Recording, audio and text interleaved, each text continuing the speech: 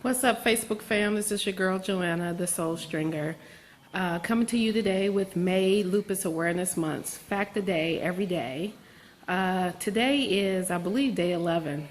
Might be 12. I don't know.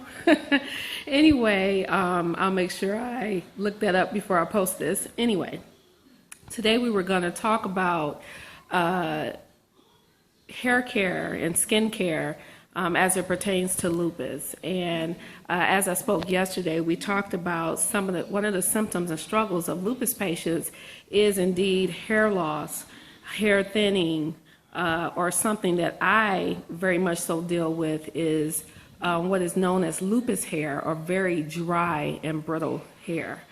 As an African American, I grew up in a time where we did a lot of chemical treatments to our hair, which can be very damaging for a patient with lupus. So at this stage of my life, I am all natural with the exception of the light color that I have on my hair.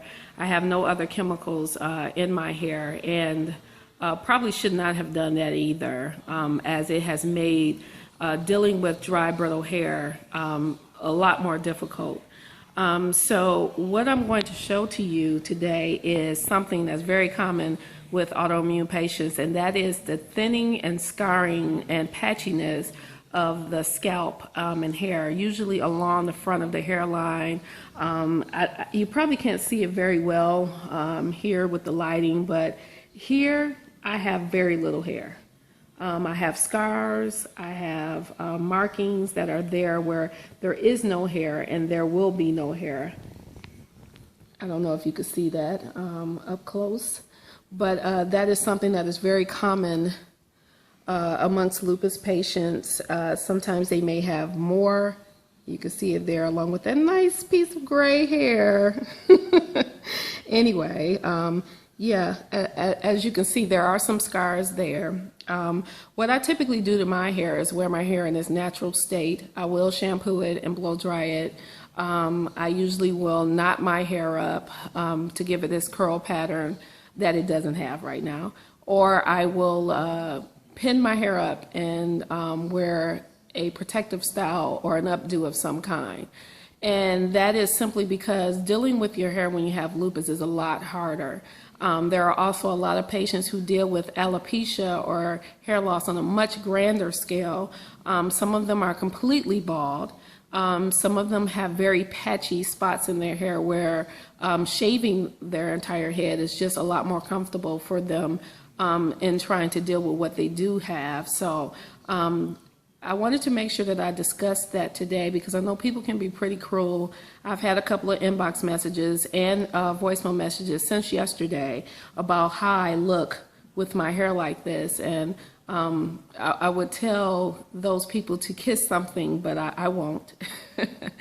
I feel like I have nothing to be ashamed of. I am who I am, and I'm very proud of who I am and how I look.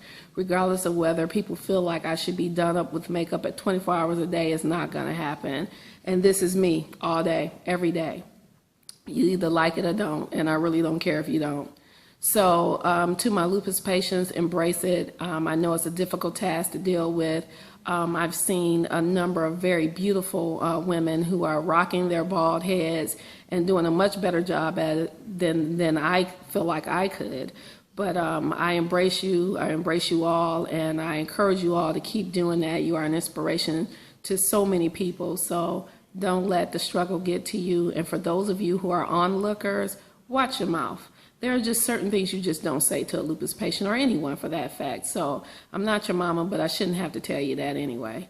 So that is today's lupus fact. We're talking about hair loss, dry brittle hair, and changes to the hair that is commonly known amongst lupus patients. And if you would like tips or want to know what I use on my hair to combat that, just inbox me, comment on the feed. I'll be sure to give you what you need as far as answers to any of your questions. And don't forget to share. Peace.